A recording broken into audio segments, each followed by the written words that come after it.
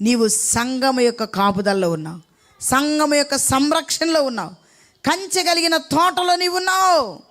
నీ కొరకు ప్రార్థించే దైవజనుడు ఉన్నాడు, నీ కొరకు విజ్ఞాపన చేసేటువంటి సంఘం ఉంది, నీ యొక్క క్షేమం కొరకు ప్రార్థించేటటువంటి దైవజనుడు ఉన్నాడు. ఎవరున్నారు చెప్పండి?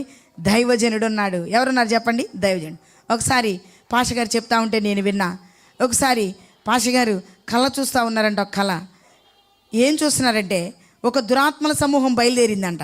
ఏం బయలుదేరిందంట? దురాత్మల సమూహం బయలుదేరి లైన్లో వెళ్తూ ఉండండి. ఒక లైన్లో వెళ్తూ ఉండండి. ఆ దురాత్మలు ఒక్కొక్క తలుపు కొడుతున్నాయి అంట. ఏం చేస్తున్నాయి అంట? తలుపు కొడుతున్నాయి అంట.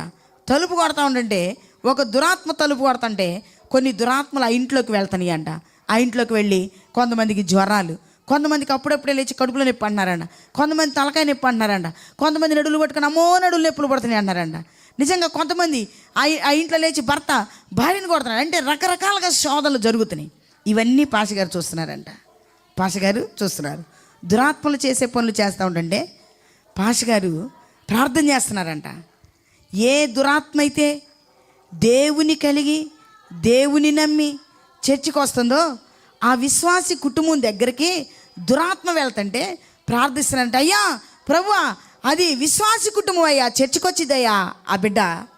ఏంటంట పాషగారు ఆ మాట అంటే ఆ దురాత్మ ఆ ఇల్లు వదిలి ఇంకొక ఇంటికి వెళ్తుందంట. ఎక్కడికి వెళ్తుందంట? ఇంకొక ఇంటికి. మరలా ఇంకొక ఇంటికి వెళ్తుంటే మరలా అంటున్నాడు, యేసయ్యా ఆ ఇల్లు విశ్వాసి ఇల్లు అయ్యా, ఆ ఇల్లు దేవుని బిడ్డదయ్యా. వెనకుండి ప్రార్థన చేస్తున్నాడంట.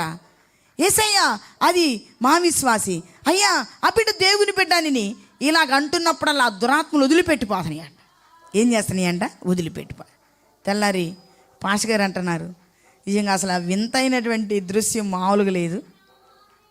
ఆ దురాత్మలు ఒక్కొక్క ఇంటికి వెళ్ళి ఏ విధంగా శోధిస్తున్నాయో, ఏ విధంగా బాధిస్తున్నాయో.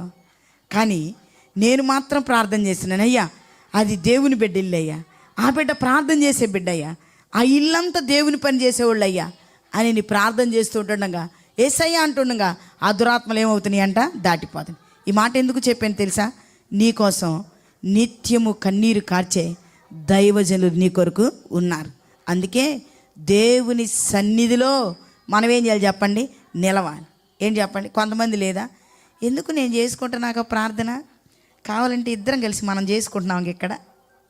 ఏంటంట? మాట్లాడండి. ఇద్దరం కలిసి చేసుకుంటున్నాం. ఈరోజు నేను జ్ఞాపకం చేస్తున్నాను, నీ జీవితంలో సన్నిధిని కలిగి ఉండు, మందిరాన్ని కలిగి ఉండు. సాయంత్రం ఇక్కడ ఆరాధన జరుగుతున్నా చూడు.